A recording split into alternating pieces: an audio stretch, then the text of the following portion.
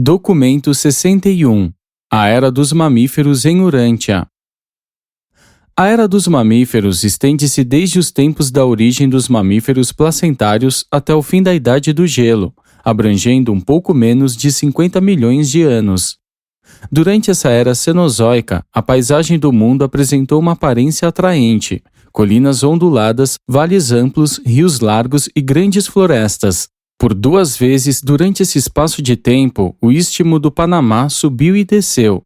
Por 3 vezes, o mesmo aconteceu à ponte de terra do Estreito de Bering. As espécies animais não só eram numerosas como variadas. As árvores estavam repletas de pássaros e todo o mundo era um paraíso animal, não obstante a luta incessante das espécies animais em evolução pela supremacia. Os depósitos acumulados de 5 períodos dessa era, que durou 50 milhões de anos, contêm os registros fósseis das dinastias sucessivas dos mamíferos e conduzem diretamente aos tempos do aparecimento factual do próprio homem. 1.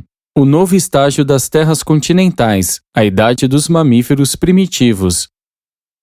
Há 50 milhões de anos, as áreas de terra do mundo estavam, em geral, acima da água ou apenas ligeiramente submersas.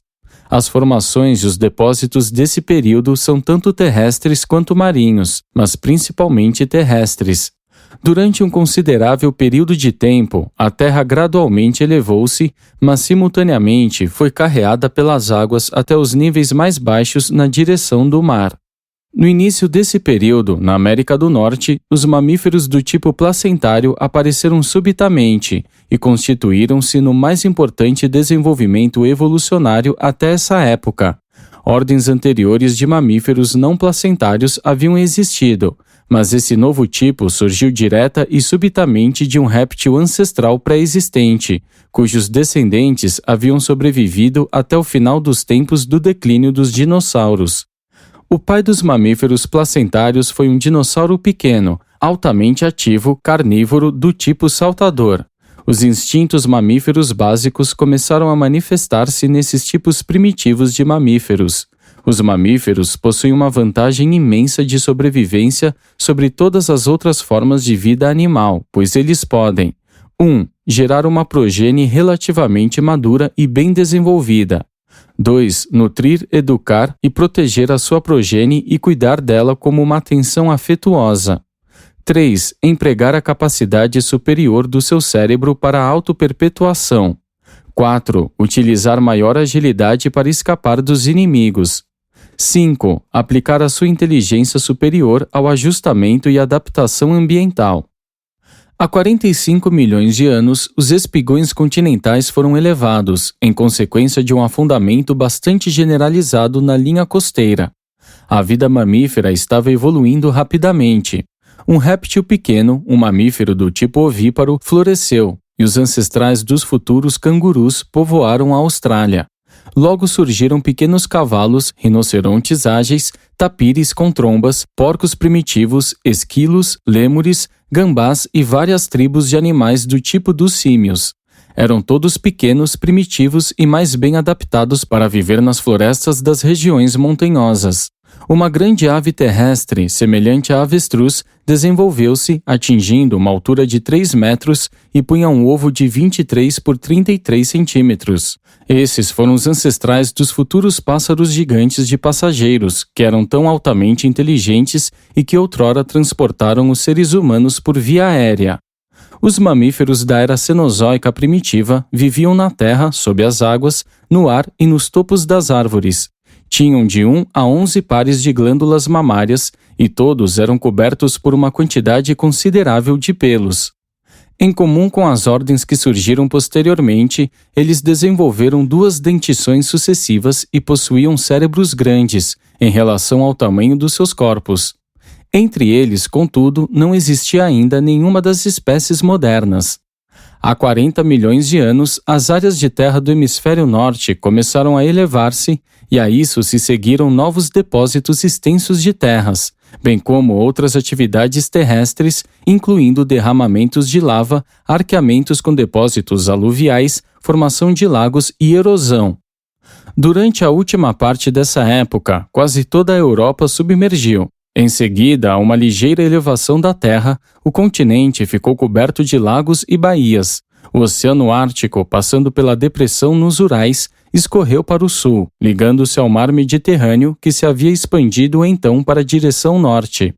As terras mais altas dos Alpes, Cárpatos, Apeninos e Pirineus estavam acima das águas como ilhas de um mar. O Istmo do Panamá estava acima da água. Os oceanos Atlântico e Pacífico estavam separados. A América do Norte estava ligada à Ásia por meio da ponte de terra do Estreito de Bering e à Europa por meio da Groenlândia e da Islândia. O circuito das terras nas latitudes norte interrompia-se apenas nos estreitos Urais, que ligavam os mares árticos ao Mediterrâneo, então ampliado. Uma quantidade considerável de calcário foraminífero depositou-se nas águas europeias. Hoje, essa mesma pedra foi elevada a uma altitude de 3.000 metros nos Alpes, a 4.800 metros no Himalaia e a 6.000 metros no Tibete. Os depósitos de giz desse período são encontráveis ao longo das costas da África e Austrália, na costa oeste da América do Sul e nas Antilhas. Durante toda essa época, chamada Eocena, a evolução dos mamíferos e outras espécies de vida relacionadas a eles continuou, com pouca ou nenhuma interrupção. A América do Norte, então, estava ligada por terra a todos os continentes, excetuando-se a Austrália. E o mundo foi gradualmente tomado por uma fauna mamífera primitiva de vários tipos. 2. O estágio recente de inundações. A idade dos mamíferos avançados. Este período ficou caracterizado por uma evolução rápida e favorecida dos mamíferos placentários, a forma mais adiantada de vida mamífera desenvolvida durante essa época. Embora os primeiros mamíferos placentários hajam se originado de ancestrais carnívoros, ramificações herbívoras logo se desenvolveram e, em breve, as famílias dos mamíferos onívoros também surgiram. Os angiospermas eram o alimento principal dos mamíferos, os quais rapidamente cresciam em número. A flora terrestre moderna, incluindo a maioria das plantas e árvores atuais, aparecera durante épocas anteriores. Há 35 milhões de anos fica assinalado o começo da idade da predominância dos mamíferos placentários no mundo. A ponte de terra do sul era abrangente, religando o então enorme continente da Antártida à América do Sul, à África do Sul e à Austrália. A despeito da concentração de massas de terra nas latitudes altas, o clima do mundo permaneceu relativamente suave, por causa do aumento enorme no tamanho dos mares tropicais. E também porque as terras não foram elevadas suficientemente a ponto de produzirem geleiras. Grandes fluxos de lava ocorreram na Groenlândia e na Islândia, e uma certa quantidade de carvão foi depositada entre essas camadas. Mudanças notáveis estavam ocorrendo na fauna do planeta. A vida marinha passava por uma grande modificação.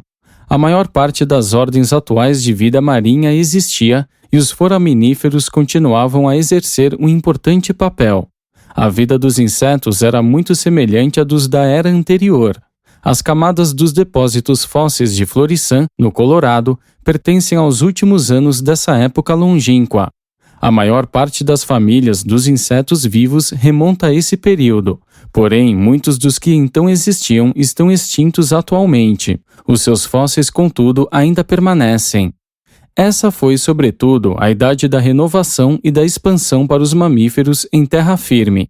Dentre os mamíferos anteriores e mais primitivos, mais de 100 espécies estavam extintas antes do término dessa época. Mesmo os mamíferos de grande porte e de cérebros pequenos pereceram logo. Os cérebros de agilidade haviam substituído a couraça e o tamanho, na linha de progresso da sobrevivência animal. E, com a família dos dinossauros em declínio, os mamíferos assumiam lentamente o domínio da Terra, destruindo rápida e completamente o remanescente dos seus ancestrais répteis. Com o desaparecimento dos dinossauros, outras grandes mudanças ocorreram nos vários ramos da família sauriana. Os membros sobreviventes das famílias primitivas de répteis são as tartarugas, as cobras e os crocodilos, junto com a venerável rã, o único grupo remanescente a representar os ancestrais iniciais do homem. Vários grupos de mamíferos tiveram a sua origem em um único animal agora extinto. Essa criatura carnívora era algo como um cruzamento de um gato e uma foca. Podia viver na terra ou na água e era altamente inteligente e muito ativa. Na Europa, o ancestral da família canina evoluiu, dando logo origem a muitas espécies de pequenos cães. Nessa mesma época, apareceram os roedores, incluindo os castores, os esquilos, os jeomes, os camundongos e os coelhos, e logo se transformaram em uma forma notável de vida, e pouca mudança ocorreu nessa família desde então. Os depósitos posteriores desse período contêm os remanescentes fósseis de cães, gatos, guaxinins e doninhas nas suas formas ancestrais. Há 30 milhões de anos, os tipos modernos de mamíferos começaram a surgir. Até então, os mamíferos haviam vivido em grande parte nas colinas, sendo do tipo das montanhas. Subitamente, começou a evolução do tipo das planícies ou do tipo que tem casco, de espécies herbívoras diferenciadas das com garras de comedores de carne. Esses herbívoros vieram de um ancestral não diferenciado, que tinha 5 dedos nas patas e 44 dentes, e que pereceu antes do fim dessa idade. A evolução dos dedos não avançou para além do estágio de 3 dedos durante esse período. O cavalo, um exemplo notável de evolução, viveu, durante essas épocas, tanto na América do Norte quanto na Europa, embora o seu desenvolvimento não se haja completado totalmente antes do fim da Idade do Gelo. Se bem que a família dos rinocerontes tenha aparecido no final desse período, apenas posteriormente ela conseguiu a sua maior expansão. Também se desenvolveu uma criatura pequena, semelhante a um porco, e que se tornou ancestral de muitas espécies de suínos, queixadas e hipopótamos. Os camelos e as lhamas tiveram a sua origem na América do Norte, por volta da metade desse período, e povoaram as planícies do oeste. Mais tarde, as lhamas migraram para a América do Sul, os camelos para a Europa, e logo ambos acabaram sendo extintos na América do Norte, embora uns poucos camelos hajam sobrevivido até a Idade do Gelo.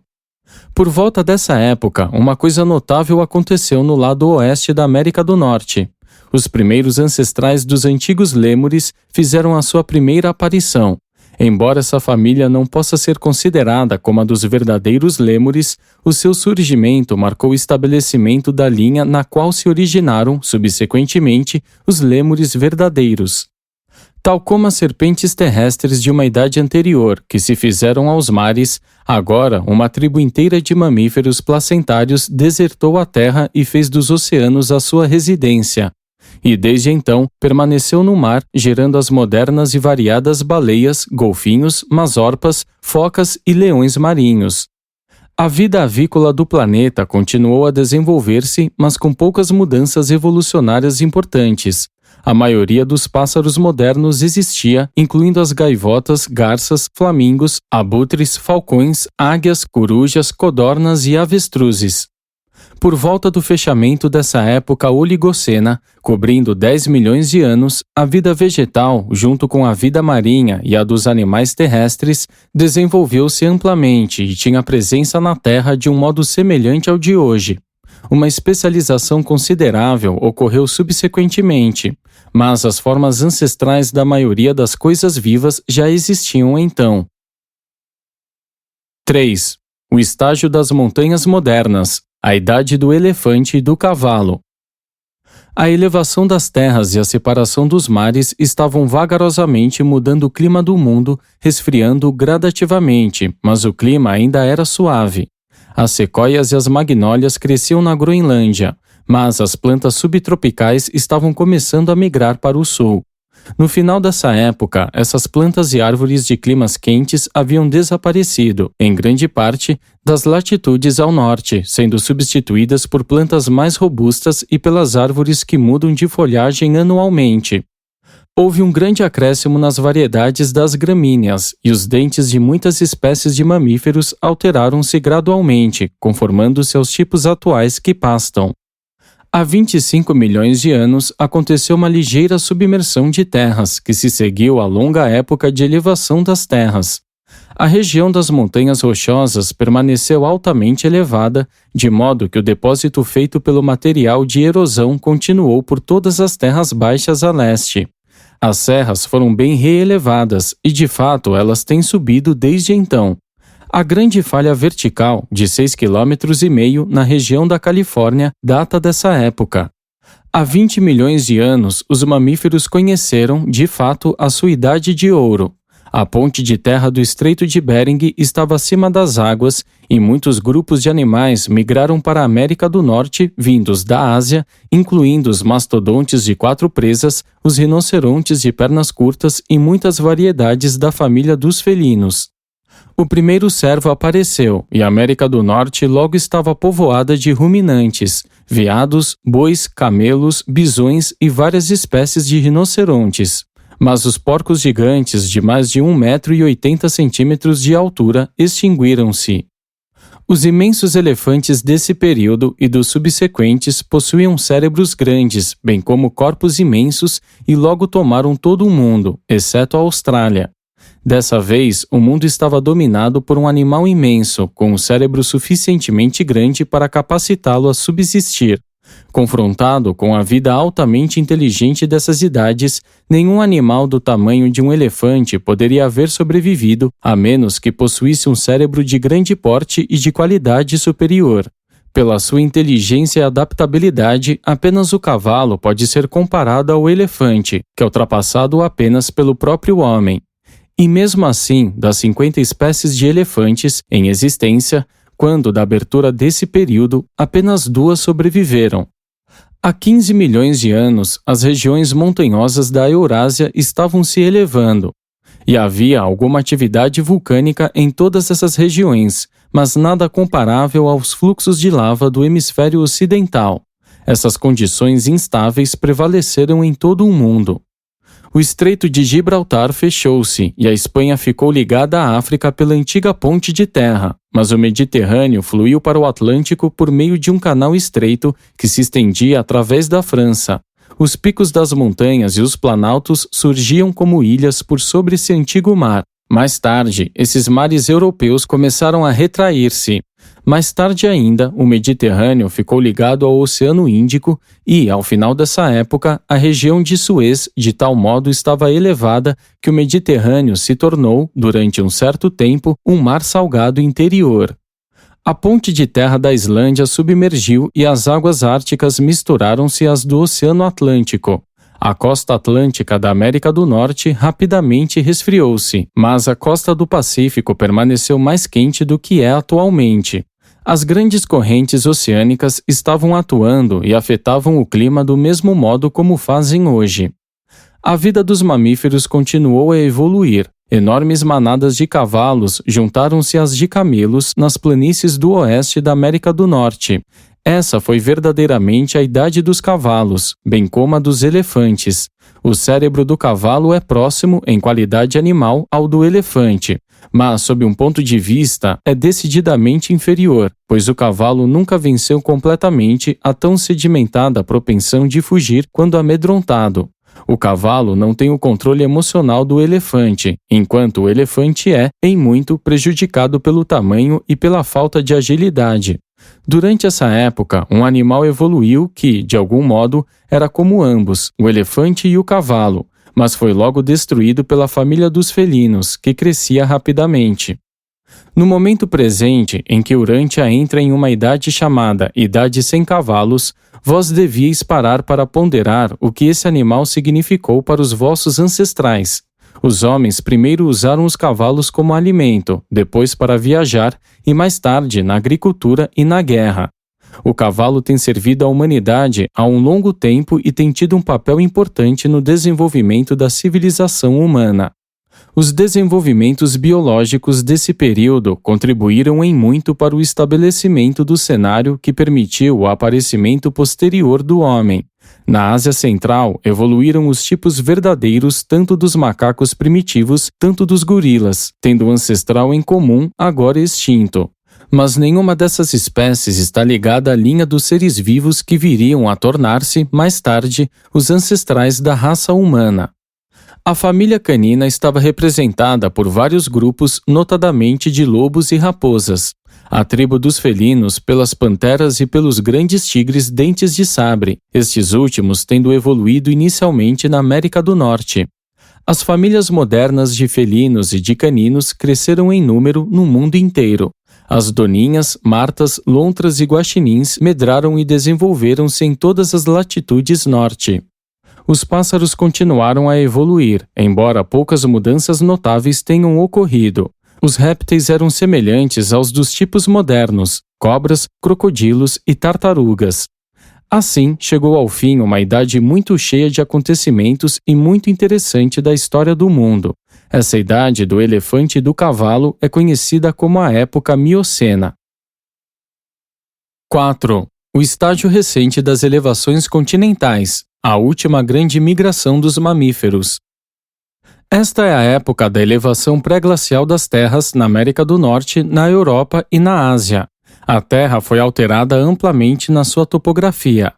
As cadeias de montanhas surgiram, as correntes mudaram seus cursos e os vulcões isolados irromperam em todo o mundo. Há 10 milhões de anos começou uma idade de vastos depósitos localizados de terra, disseminados nas planícies dos continentes, mas a maioria dessas sedimentações foi removida mais tarde. Grande parte da Europa nessa época ainda estava sob as águas, incluindo regiões da Inglaterra, Bélgica e França. E o mar Mediterrâneo cobria grandes áreas do norte da África. Na América do Norte, extensos depósitos se fizeram nas bases das montanhas, nos lagos e nas grandes bacias terrestres. Esses depósitos têm, em média, apenas 60 metros de espessura, são mais ou menos coloridos e neles os fósseis são raros. 2 grandes lagos de água doce existiram na parte oeste da América do Norte. As serras estavam elevando-se. Shasta, Hood e Rainier estavam iniciando as suas carreiras como montanhas, mas só na idade subsequente das geleiras é que a América do Norte começou seu deslocamento na direção das profundezas do Atlântico. Durante um curto espaço de tempo, toda a terra do mundo uniu-se novamente, excetuando-se a Austrália. E a última grande migração mundial de animais aconteceu. A América do Norte estava ligado tanto à América do Sul quanto à Ásia, e havia um intercâmbio livre da fauna animal. Preguiças, tatus, antílopes e ursos, vindos todos da Ásia, entraram na América do Norte, enquanto os camelos norte-americanos foram para a China. Os rinocerontes migraram para todo o mundo, exceto para a Austrália e para a América do Sul, mas se extinguiram no hemisfério ocidental ao final desse período. Em geral, a vida do período precedente continuou a evoluir e a disseminar-se. A família felina dominou a vida animal e a vida marinha estava quase em compasso de espera. Muitos dos cavalos ainda tinham 3 dedos, mas os tipos modernos estavam em vias de aparecer. As lhamas e os camelos parecidos com girafas misturavam-se com os cavalos nos pastos das planícies. A girafa apareceu na África tendo então um pescoço tão comprido quanto agora. Na América do Sul, as preguiças, tatus, tamanduás e o tipo sul-americano de macacos primitivos evoluíram. Antes que os continentes estivessem finalmente isolados, os animais de maior porte, os mastodontes, migraram para todos os lugares, excetuando-se a Austrália. Há 5 milhões de anos, o cavalo atingiu seu estado atual de evolução e, da América do Norte, ele migrou para todo o mundo. O cavalo, no entanto, havia se tornado extinto no continente da sua origem, muito antes da chegada do homem vermelho. O clima estava gradativamente ficando mais frio, as plantas terrestres estavam lentamente migrando para o sul. A princípio, foi o frio crescente no norte que parou com as migrações dos animais para os istmos do norte. Subsequentemente, essas pontes de terra na América do Norte desfizeram-se. Logo depois, a ligação de terra entre a África e a América do Sul finalmente submergiu, e o hemisfério ocidental ficou isolado quase como é hoje. Dessa época em diante, tipos distintos de vida começaram a desenvolver-se nos hemisférios oriental e ocidental. E assim, esse intervalo de quase 10 milhões de anos de duração chegou a um final, e não apareceu ainda o ancestral do homem. Essa, em geral, é designada como a época Pliocena. 5. A primeira idade glacial. Ao final da época precedente, as terras da parte nordeste da América do Norte e do norte da Europa se haviam elevado em uma escala extensa. Na América do Norte, vastas áreas subiam a 9.000 metros de altitude e até mais. Os climas suaves haviam prevalecido anteriormente nessas regiões do norte, e as águas do Ártico estavam todas sujeitas à evaporação e continuaram sem se congelar até quase o final do período glacial. Simultaneamente a essas elevações das terras, as correntes dos oceanos mudaram de direção e os ventos sazonais modificaram as suas direções. Essas condições finalmente geraram uma precipitação quase constante de umidade, vinda do movimento da atmosfera pesadamente saturada sobre os planaltos do norte. A neve começou a cair nessas regiões elevadas e, portanto, frias, e continuou caindo até atingir uma profundidade de 6.000 metros. As áreas de maior profundidade de neve, junto com a altitude, determinaram os pontos centrais do fluxo da pressão glacial subsequente. E a idade glacial perdurou, enquanto essa precipitação excessiva continuou a cobrir esses planaltos do norte com um manto enorme de neve, que logo se metamorfoseou em um gelo sólido, mas movediço. Os grandes lençóis de gelo desse período estavam todos localizados nos pontos de elevação dos planaltos, não nas regiões montanhosas onde são encontráveis hoje. A metade das formações glaciais situava-se na América do Norte, um quarto na Eurásia e o outro quarto em locais variados, principalmente na Antártida. A África pouco foi afetada pelo gelo, mas a Austrália foi quase totalmente coberta pela camada antártica de gelo. As regiões do norte deste mundo experimentaram 6 invasões glaciais separadas e distintas, e, por dezenas de vezes, ainda houve avanços e retrocessos ligados à atividade de cada camada individual de gelo. O gelo na América do Norte concentrou-se em 2 regiões e, mais tarde, em 3. A Groenlândia ficou coberta e a Islândia completamente enterrada sob o fluxo de gelo. Na Europa, em várias épocas, o gelo cobriu as ilhas britânicas, excetuando a costa ao sul da Inglaterra, e espalhou-se pela Europa Oriental até a França. Há 2 milhões de anos, a primeira etapa glacial norte-americana iniciou seu avanço para o sul. A idade do gelo estava em formação nessa época, e essa invasão glacial consumou-se durante quase 1 milhão de anos, desde o seu avanço dos centros de pressão ao norte até a sua retirada. O lençol central de gelo estendeu-se ao sul até o Kansas. Os centros glaciais orientais e ocidentais, então, não eram tão extensos. Há 1,5 milhão de anos, a primeira grande geleira estava em retirada na direção norte. Nesse meio tempo, quantidades enormes de neve haviam caído na Groenlândia e na parte nordeste da América do Norte. E, em breve, essa massa de gelo oriental começou a fluir para o sul. Essa foi a segunda invasão do gelo. Essas 2 primeiras invasões do gelo não abrangeram a Eurásia. Durante essas épocas iniciais da Idade do Gelo, a América do Norte estava repleta de mastodontes, mamutes peludos, cavalos, camelos, veados, bois almiscarados, bisões, preguiças da terra, castores gigantes, tigres dente de sabre, bichos preguiças tão grandes quanto elefantes e muitos grupos de famílias de felinos e caninos. Contudo, dessa idade em diante, tiveram todos a sua população reduzida rapidamente, pelo frio crescente do período glacial. Mas para o final da Idade do Gelo, a maioria dessas espécies animais ficaram extintas na América do Norte. A vida na terra e na água, livre do gelo, mudou pouco em todo o mundo. Entre as invasões do gelo, o clima ficava quase tão suave quanto atualmente, talvez um pouco mais quente. As geleiras eram, afinal, fenômenos locais, embora se espalhassem, cobrindo áreas enormes. O clima costeiro variava consideravelmente entre as épocas de inatividade glacial e os tempos em que enormes icebergs, deslizando desde a costa do Maine, iam até o Atlântico, ou escapando pelo Puget Sound, chegavam ao Pacífico ou, descendo ruidosamente pelos fiordes da Noruega, atingiam o Mar do Norte. 6. O homem primitivo na Idade do Gelo. O grande acontecimento desse período glacial foi a evolução do homem primitivo. Ligeiramente a oeste da Índia, em uma terra agora sob as águas e em meio à progênie de imigrantes asiáticos do tipo norte-americano de lêmures, os mamíferos precursores do homem subitamente apareceram.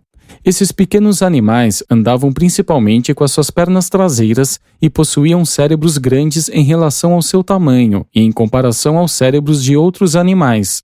Na 70ª geração dessa ordem de vida, um novo grupo mais elevado de animais diferenciou-se subitamente.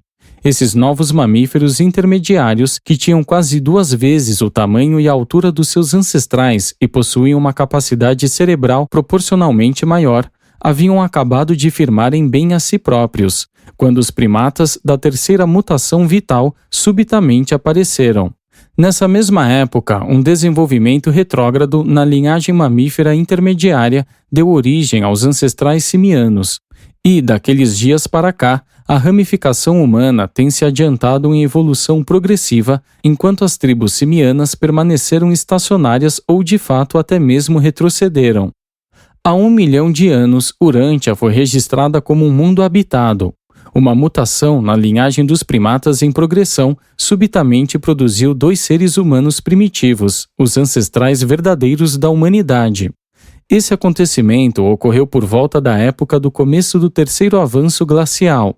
Assim, pode-se perceber que os vossos primeiros ancestrais nasceram e criaram-se em um meio ambiente estimulante, revigorante e difícil. E os únicos sobreviventes desses aborígenes de Urântia, os esquimós, ainda hoje preferem residir nos climas frígidos do norte. Os seres humanos não estavam presentes no hemisfério ocidental até perto do fim da Idade do Gelo. Todavia, durante as épocas interglaciais, eles passaram ao ocidente, contornando o Mediterrâneo e logo tomaram o continente da Europa. Nas cavernas da Europa Ocidental podem ser encontrados ossos humanos misturados aos remanescentes de animais, tanto tropicais quanto árticos, atestando que o homem viveu nessas regiões durante as últimas épocas glaciais que avançavam e recuavam. 7. A continuação da Idade do Gelo. Durante o período glacial, outras atividades estavam em progresso, mas a ação do gelo sobrepujou todos os outros fenômenos nas latitudes norte. Nenhuma outra atividade terrestre deixa evidências tão características na topografia.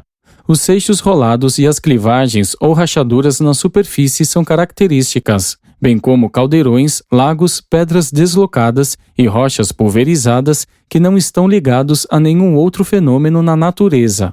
O gelo é responsável também por essas suaves intumescências ou ondulações superficiais, conhecidas como colinas de aluviões.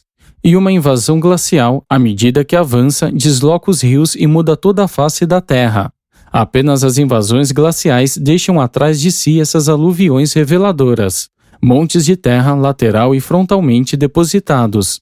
Esses depósitos de aluviões, particularmente as morenas de terra, estendem-se ao norte e ao oeste, partindo da costa oriental da América do Norte, e são também encontradas na Europa e na Sibéria. Há 750 mil anos, a quarta camada de gelo, uma união dos campos centrais e orientais de gelo na América do Norte, estava bem no seu caminho para o sul. No seu apogeu, alcançou o sul de Illinois, deslocando o rio Mississippi por 80 quilômetros para o oeste, e a leste, estendendo-se para o sul até o rio Ohio e a parte central da Pensilvânia. Na Ásia, a camada siberiana de gelo fez a sua invasão até o ponto máximo para o sul, enquanto na Europa, o gelo que avançava parou bem diante da barreira montanhosa dos Alpes. Há 500 mil anos, durante o quinto avanço do gelo, um novo desenvolvimento acelerou o curso da evolução humana. Subitamente, em uma geração, as 6 raças de cores surgiram por mutação da linhagem humana aborígene. Essa é uma data duplamente importante, já que assinala também a chegada do príncipe planetário.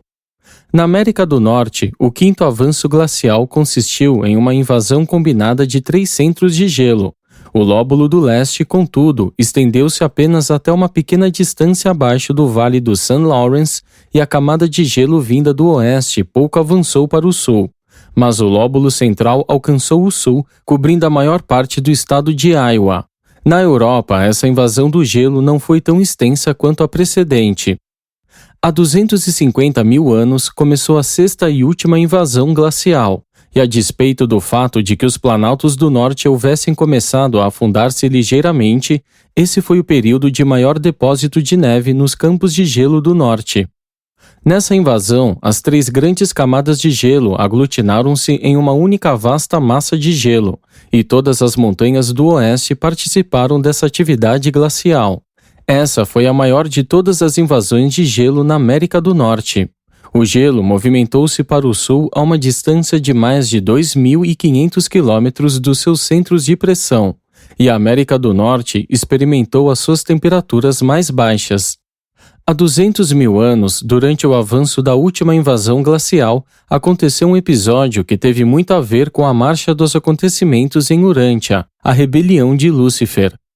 Há 150 mil anos, o sexto e último período de invasão glacial alcançou os seus pontos mais afastados na extensão sul. A camada de gelo do oeste cruzando a fronteira canadense e a camada central vindo até o Kansas, Missouri e Illinois. A camada do leste avançando para o sul e cobrindo grande parte da Pensilvânia e do Ohio. Essa foi uma invasão glacial que gerou muitas línguas ou lóbulos de gelo e que moldou os lagos atuais, grandes e pequenos. Quando da sua retirada, o sistema norte-americano dos Grandes Lagos foi gerado, e os geólogos urantianos, com bastante precisão, deduziram os vários estágios desse desenvolvimento e supuseram, com muita correção, que esses corpos de água, em épocas diferentes, esvaziaram-se primeiro sobre o Vale do Mississippi e depois a leste dentro do Vale do Rio Hudson, e finalmente por uma passagem ao norte na direção de St. Lawrence. Agora faz 37 mil anos desde que o sistema dos Grandes Lagos, ligados entre si, começou a descarregar suas águas na atual passagem do Niágara. Há 100 mil anos, durante o recuo da última invasão glacial, as vastas camadas de gelo polar começaram a se formar, e o centro da acumulação do gelo moveu-se consideravelmente para o norte. E, enquanto as regiões polares continuarem a ser cobertas de gelo, dificilmente será possível ocorrer outra idade glacial, independentemente de futuras elevações de terras ou de modificações nas correntes dos oceanos. Essa última invasão glacial ficou 100 mil anos avançando, e foi necessário um período semelhante de tempo para completar o seu recuo para o norte. As regiões temperadas têm ficado isentas de gelo durante pouco mais de 50 mil anos. O rigoroso período glacial destruiu muitas espécies e transformou inúmeras outras radicalmente.